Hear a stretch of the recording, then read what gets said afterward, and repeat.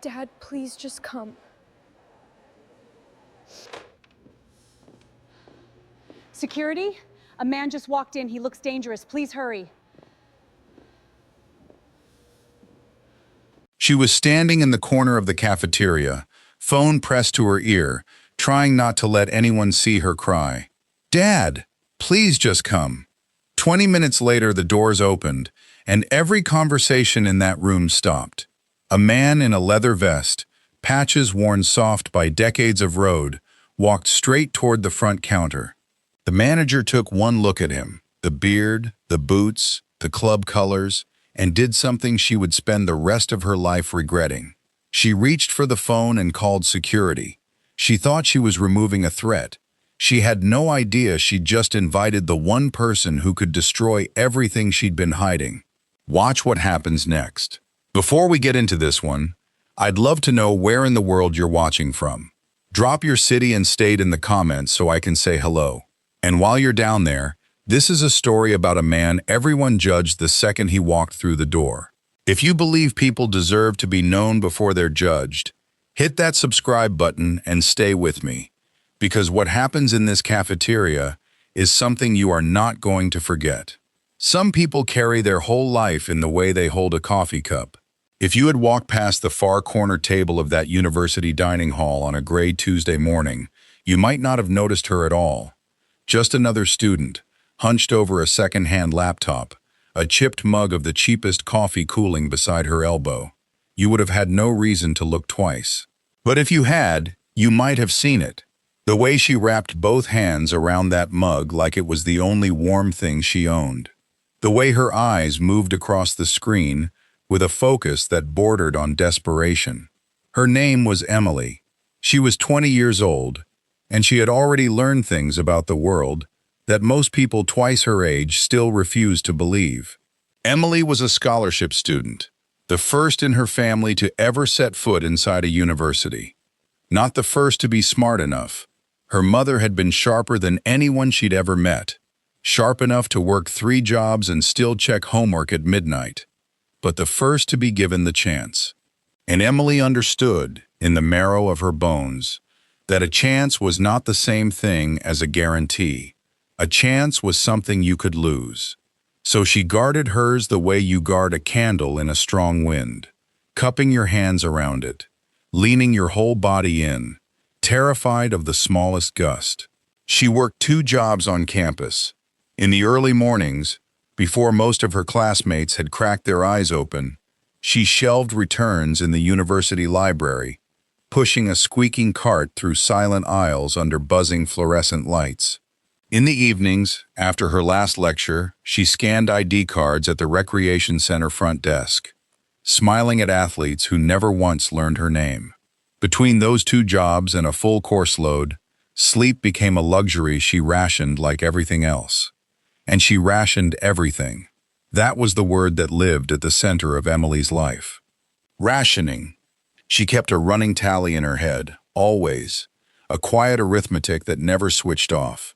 If she skipped the bus and walked the 40 minutes to campus in the cold, that was $2 saved. If she made a jar of peanut butter last 3 weeks instead of 2, that was another few dollars that could go home. Because that was the other thing about Emily. The thing that would have broken your heart if you'd known it while watching her nurse that cheap coffee. A portion of every dollar she scraped together did not stay with her. It went home. To her mother. To a younger brother who needed new shoes more often than any budget could allow. Emily was 20 years old, exhausted down to the bone, and she was still sending money to the people she loved, still trying to be the strong one, still trying to hold up a roof she no longer even lived under. There was exactly one thing in Emily's tightly managed world that she did not have to worry about. One thing that was already handled, already safe, already paid for. Her meal plan. Months earlier, at the start of the term, that meal plan had been paid in full. Not by her, not by her mother. The details of how it came to be settled were a story she kept close to her chest, but settled it was. Paid, complete. It was the single line in her budget she never had to think about. The one warm certainty in a life built out of cold subtraction. Whatever else went wrong, whatever else she had to sacrifice, Emily knew that she could at least walk into that dining hall and eat. She had earned that. She had the right to that. It was the one thing nobody could take from her. Hold on to that. Remember it. Because in this story, it matters more than almost anything else. She was well-liked, in the quiet way that hardworking people often are, respected without being fully known. Her roommate, a cheerful girl who talked the way other people breathe, adored her. And it was that roommate who, one evening, curled up on the opposite bed with a bowl of cereal, asked Emily the most ordinary question in the world. She asked about her family, about her dad. What did he do for a living? Where did he live? Just small talk, the kind of thing roommates trade 100 times without a second thought. And something in Emily changed. It was subtle. You would have had to be watching closely to catch it. But her shoulders drew in, just slightly, and her eyes dropped to her hands. She said something vague about her mother, warm and easy, and then she steered the conversation somewhere else entirely, so smoothly that her roommate never even noticed the swerve. The question about her father hung in the air for a heartbeat, unanswered, and then it was gone, folded away into a drawer that Emily kept firmly shut. Why? Why would a young woman so open about her struggles, so unashamed of her poverty, go quiet and careful the moment someone asked about her own father? What was she hiding? What was she so afraid of people finding out? We'll get there. I promise you, we'll get there. But not yet. Now, every kingdom has a ruler, and the dining hall was a kingdom. It had its own borders and its own laws and its own throne, and the woman who sat on that throne was named Vanessa. She was the cafeteria manager, and she ran that room the way a minor monarch runs a small and jealously guarded country, with total authority, absolute confidence, and a very clear sense of who belonged and who did not. To look at her, you would have thought her pleasant. She was polished, always. Her uniform was crisp when everyone else's had gone soft with the day. Her smile arrived on cue, bright and generous, whenever the right person walked through her doors. And that was the thing about Vanessa. The smile was a currency, and she spent it carefully. For the students in the expensive coats, the ones with the confident voices, and the parents who donated to the university, the smile flowed freely. She would lean across the counter and ask about their weekend, remember the name of their fraternity, wave them through with a warmth that felt, to them, entirely genuine. But Vanessa had another face, and she kept it for a different kind of student. She had a way of looking at people, a slow, appraising glance that started at the shoes and worked its way up. She read shoes like other people read resumes. She read the fabric of a coat, the brand on a backpack, the accent in a hello. And in the space of about 2 seconds, she made her decision about who you were and what you were worth, and she was never, ever willing to revisit it. You could see it happen right there at the front of the line. A young man in a tailored jacket approached, phone in hand, not even reaching for his ID card, and Vanessa waved him through with a laugh. No scan, no question. The barrier between unpaid and paid dissolving in the warmth of her approval. And then, moments later, a different student stepped up. This one was shy, quiet, dressed in clothes that had clearly been worn and washed a great many times. And Vanessa's whole posture changed. She straightened. Her smile thinned into something that wasn't a smile at all. She scrutinized that student down to the last penny, demanding the card, checking it twice, holding up the line, while she made absolutely certain that this person, this specific, poorer-looking person, was not trying to get away with something. You may not have understood, in that moment, exactly what you were watching, but you would have felt it. That prickle at the back of the neck, that quiet certainty that something was wrong here, that this was not how it was supposed to work, that a pattern was repeating itself in front of you, even if you couldn't yet name its shape. And there was someone else who saw it. Off to the side, half hidden in the doorway that led back into the kitchens, a cafeteria worker stood watching. An older woman, tired around the eyes, her hands folded in front of her apron. She watched Vanessa turn her cold face on that poorer student, and something moved across her expression. A flicker of unhappiness, of discomfort, maybe even of shame. She looked like a person who knew something. She looked like a person who had seen this many times before, and who had said nothing, every single time. And then she stepped back into the shadow of the doorway, and she said nothing again. Remember her too. That tired woman in the doorway who looked away. She matters more than you could possibly guess right now. You already know the type, don't you? You've met a Vanessa. Maybe you worked for one. Maybe you watched one look down on someone you loved just for not having enough. If you've ever stood by and seen a person in power sneer at another human being simply for being poor, do something for me right now. Comment, "I see her," so I know you're the kind of person who notices what others ignore. Because the hard truth of this story is that most of the people who saw exactly what you just saw chose to look away. Be one of the ones who doesn't. And so we come to the day. An ordinary lunchtime, no different from 100 others. Emily, hungry after a morning of lectures and a dawn shift pushing that squeaking library cart, walked into the dining hall, carrying nothing but her tray and the quiet certainty that here, at least, she was safe. Here, at least, was the one thing that had already been paid for. Here, at least, she had the right to simply eat. She reached the front of the line. She handed over her card, the way she had done countless times before. And Vanessa looked at her, gave her that slow, appraising glance from the shoes up, and then said the words, loudly, clearly, pitched to carry down the entire waiting line so that every student behind her could hear it. "Your meal plan is invalid."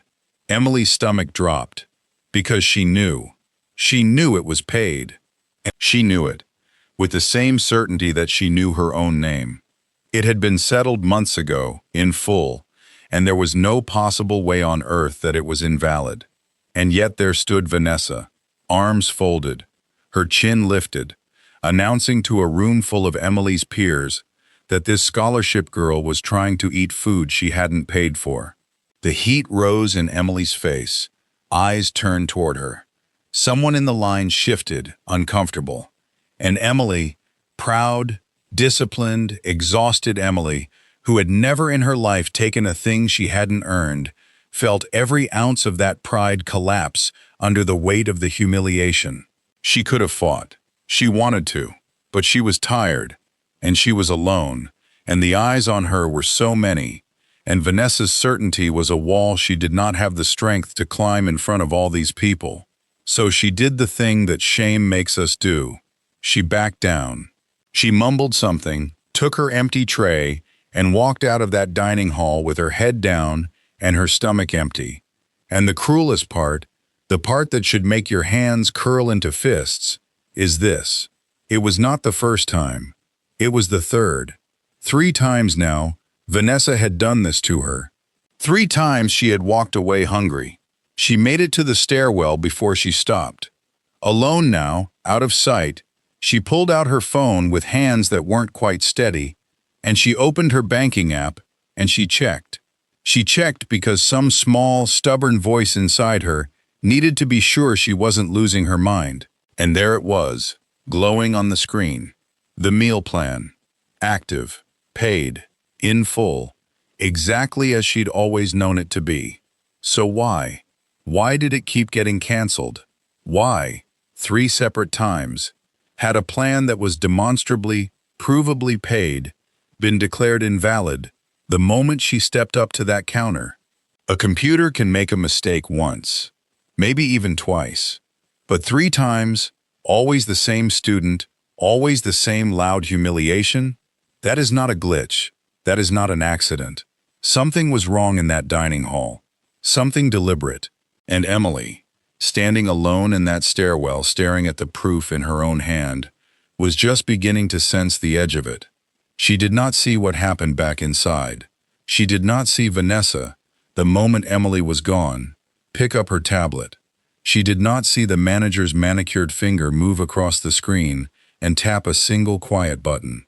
A button that marked Emily's meal, the meal she had been denied, The meal she had walked away from with an empty stomach, as served, recorded, delivered, complete. Emily never saw it, but you did. Hold on to that too. And in that stairwell, something in Emily finally broke. Not loudly.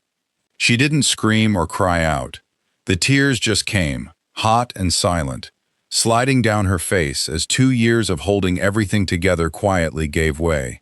And through the blur, almost without deciding to, she scrolled to a name in her phone she had spent every day of university keeping secret. The one person she had hidden from every classmate, every roommate, every casual question about her family. She pressed call. And when the line connected, when that deep, familiar voice said her name, she managed to choke out where she was and what had happened. The voice on the other end did not get loud. It did not rage. It went very, very quiet, the kind of quiet that is far more frightening than shouting. And then Emily's father, a man named Mason, a full-patch member of the Hells Angels, said 4 words, "I'm on my way." And somewhere across that city, an engine roared to life. There is a particular kind of silence that falls over a room when something changes in the air. Not the silence of a quiet moment, but the silence of a held breath. The sound of 100 people all sensing at once that the ordinary has just ended. That was the silence that swept through the dining hall when the doors opened and Mason walked in. He didn't hurry. That was the first thing you would have noticed. He moved with the unhurried certainty of a man who had never once needed to rush to be taken seriously.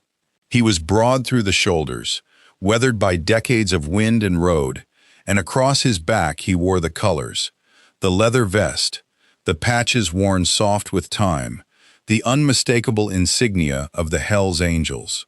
His boots struck the polished floor with a slow, even rhythm, and one by one, the conversations around him died. Forks lowered, trays paused halfway to tables. Students turned to look, and then looked away, and then couldn't help looking back. In a room full of young people, who had spent their lives being told what danger was supposed to look like, Mason looked like the picture from the warning. And Emily, standing near the front with her tear-streaked face and her empty tray, felt her heart clench, because she knew exactly how this room saw him, and she knew exactly how one person in this room, in particular, was about to react. Vanessa saw him coming, of course she did. She saw the vest before she saw the man, saw the beard and the boots and the patches, and in the space of a single breath she made her judgment.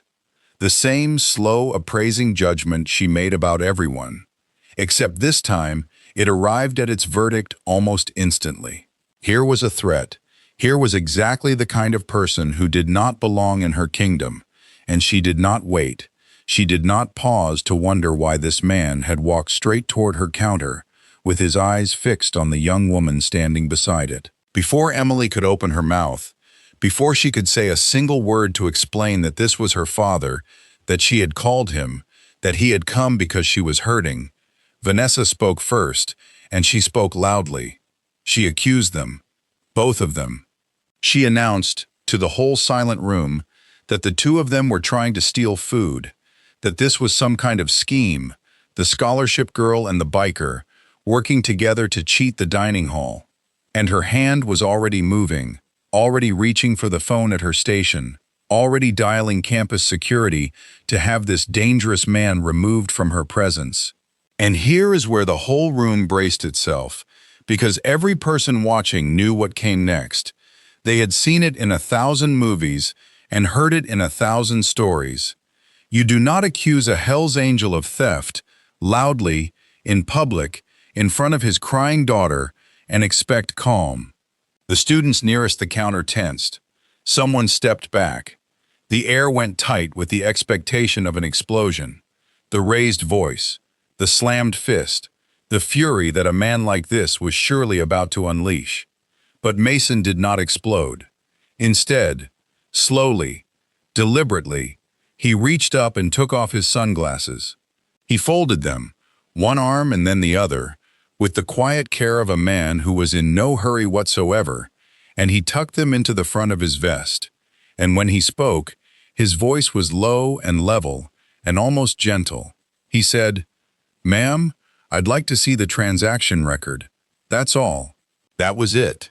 That was everything.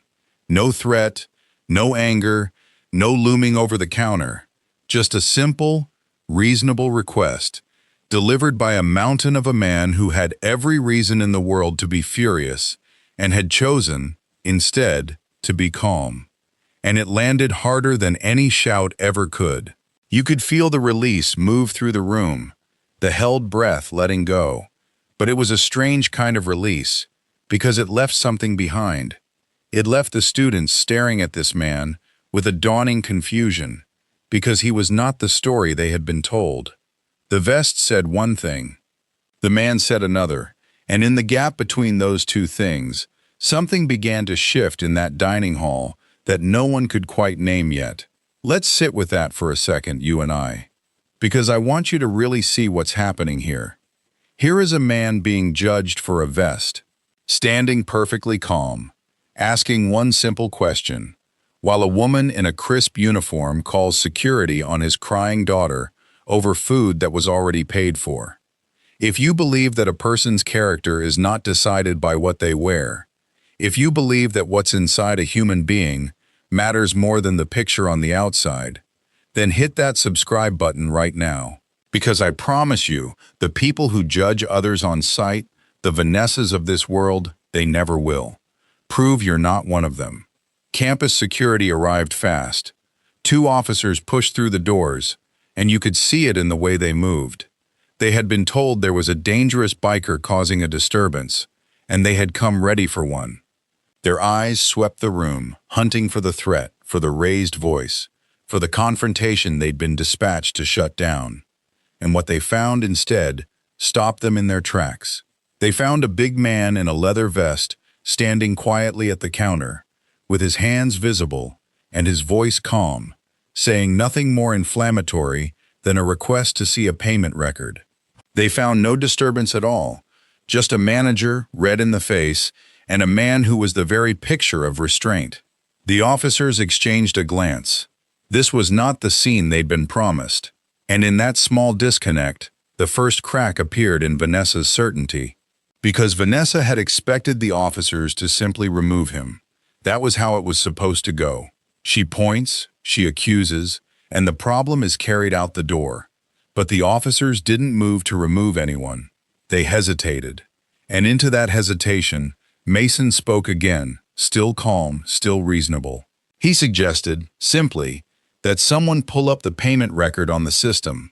Not a demand, an invitation. Let's just look. Let's just check. The truth is right there in the computer. Let's all see it together. And that was a request no one could refuse without looking like they had something to hide. So one of the officers stepped behind the counter, and Vanessa, who a moment ago had been so eager, so loud, so sure, suddenly found her confidence wavering as the record was pulled up on the screen, because she, of all people, knew what was in that record.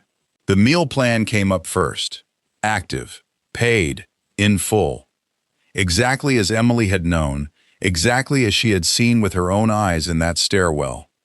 There was no invalidity, there was no scheme. The girl had every right to eat, and the record proved it beyond any argument. The officer's brow furrowed as he read it, but he didn't stop there, because right below the payment status was something else, a history, a log of cancellations, the account being marked invalid, over and over, always the same account, always reversed by the system as paid moments later.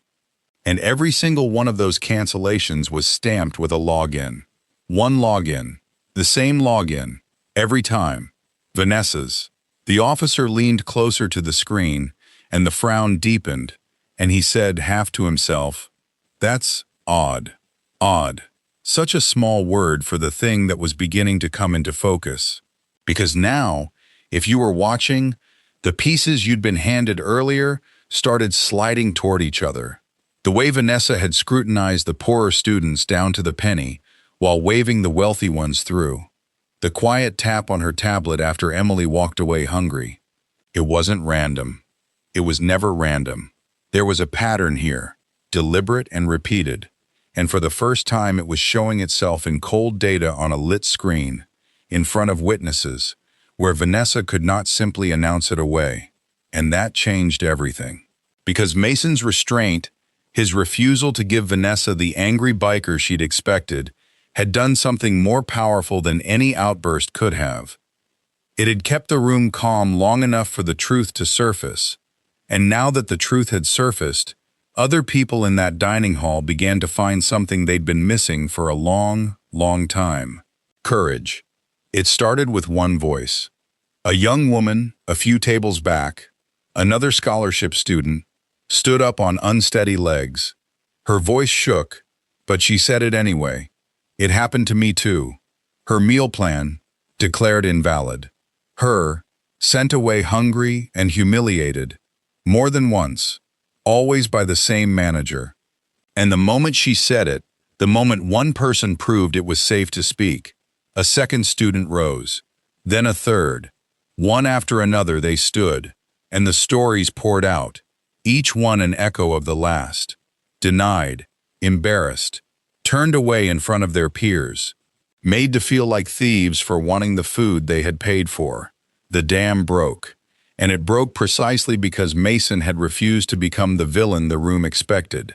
His calm had made a space, and into that space the powerless finally stepped, one by one, no longer alone.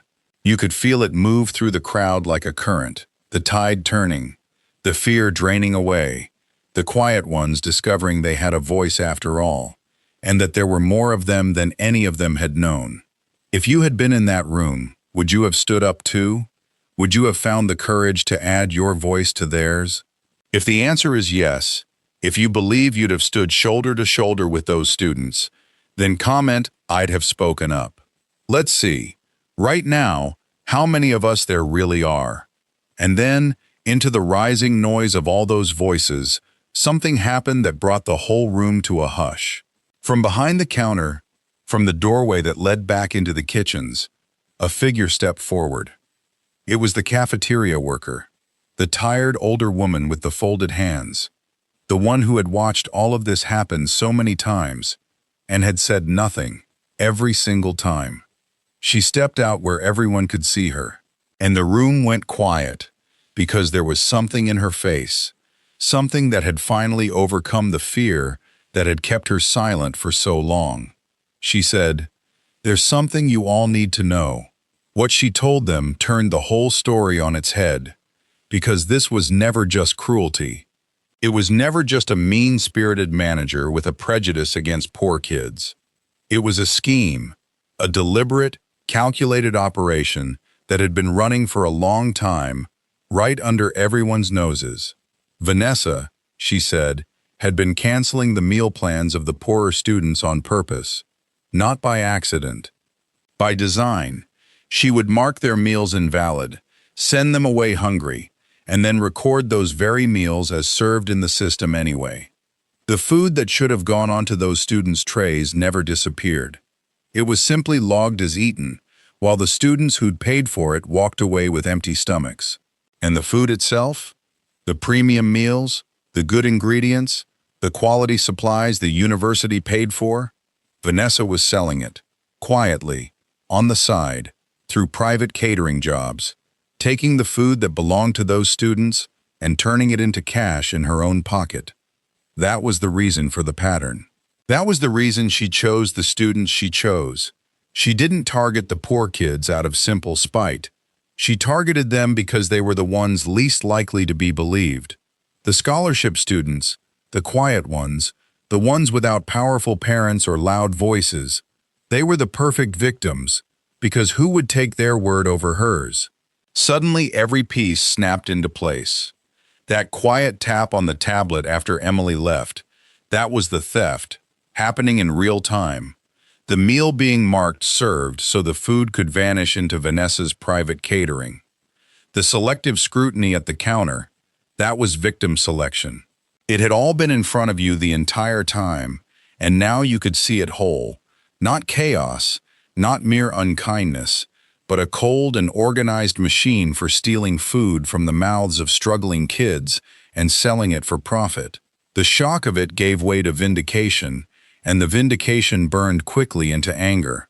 Because Vanessa was so much worse than anyone had imagined. And yet, here is the thing that will make your blood boil. Even now, Vanessa was not afraid. She stood there behind her counter, listening to it all laid bare, and lifted her chin. She had one card left to play, and she played it with a smug and total confidence. The university, she was certain, would protect her. Who did these people think they were? A gang of scholarship charity cases and some road-worn biker in a leather vest.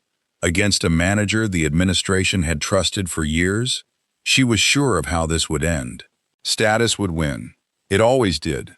She looked out at that room of angry faces with the serene arrogance of someone who believed, right down to her core, that she was untouchable. She was still wearing that expression when a new figure appeared at the edge of the room. A university administrator who had been standing quietly for several minutes now, long enough to have watched the students rise, long enough to have heard the workers' confession, long enough to have seen the damning record still glowing on the officer's screen. The administrator's face was unreadable. And into the silence, in a voice flat and cold and final, came 4 words directed straight at the woman on the throne.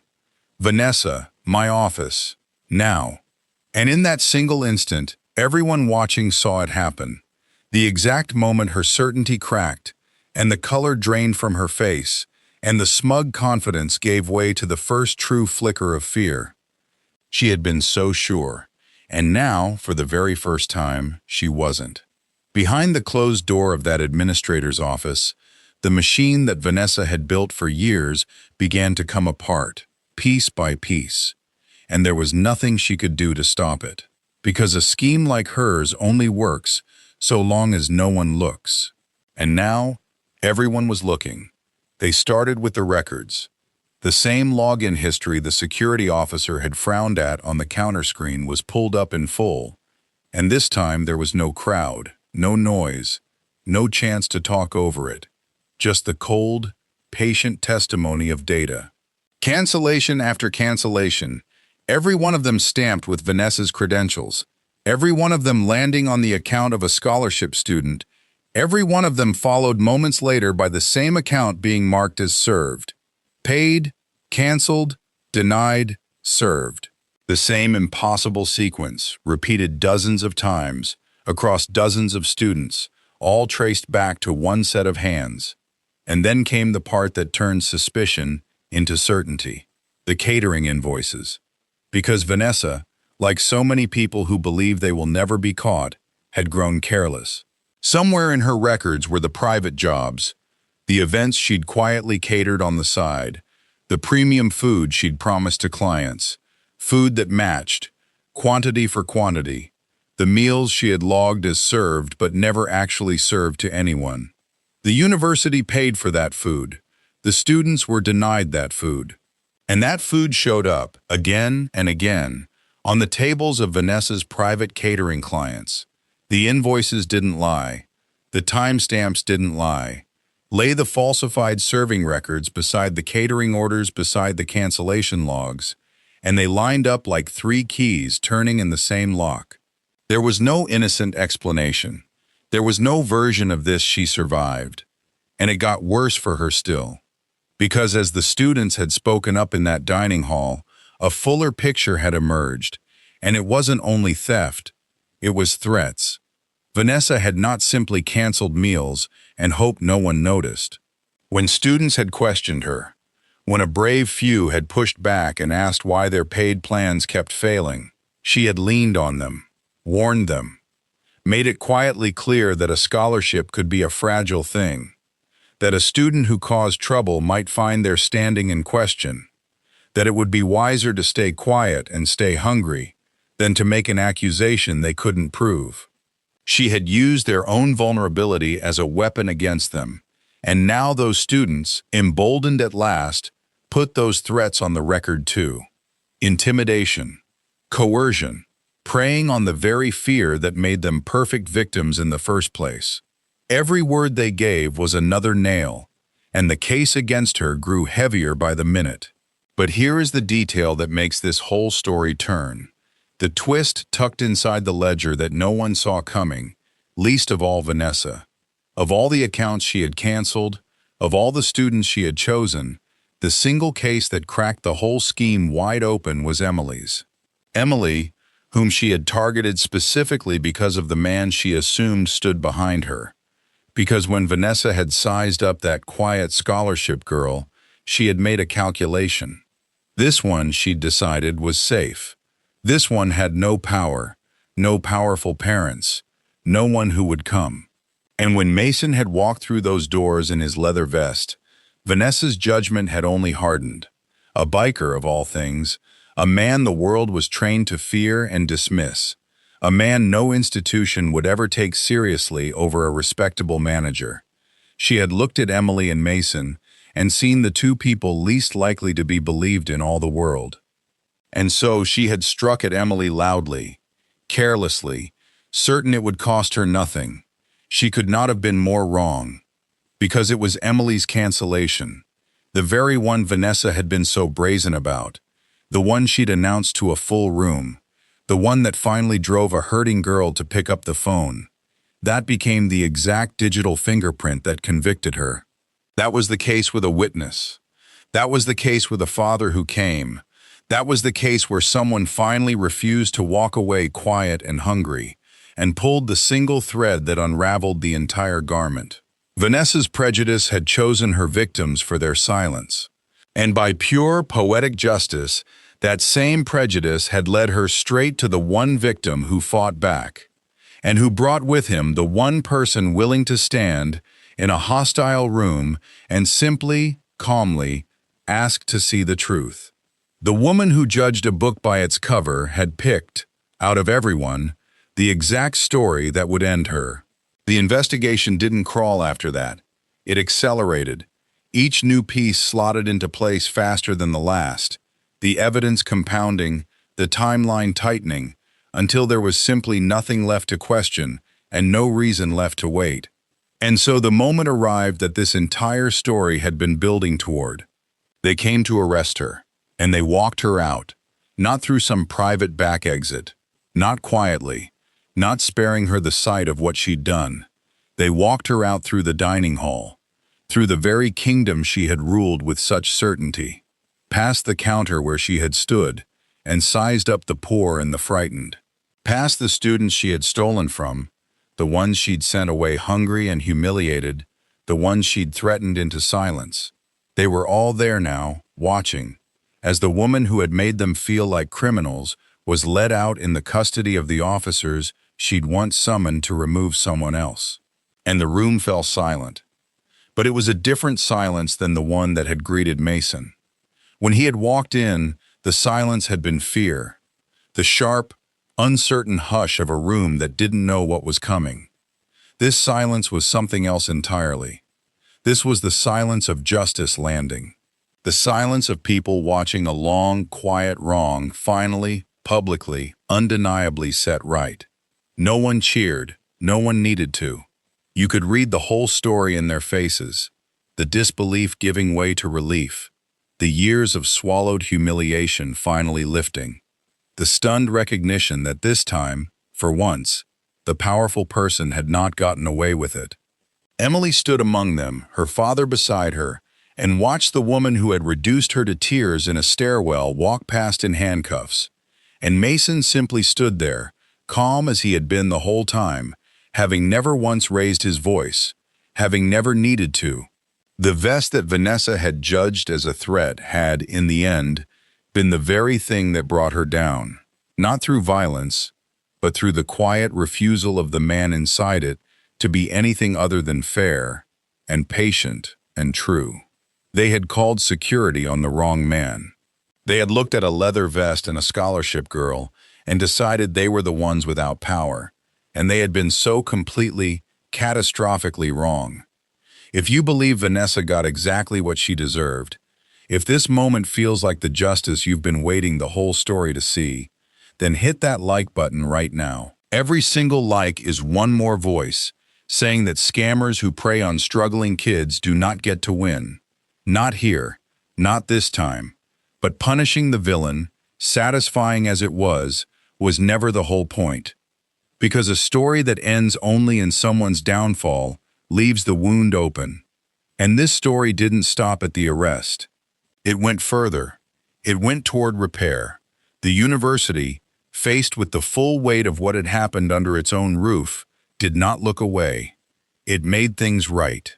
The students who had been stolen from were compensated.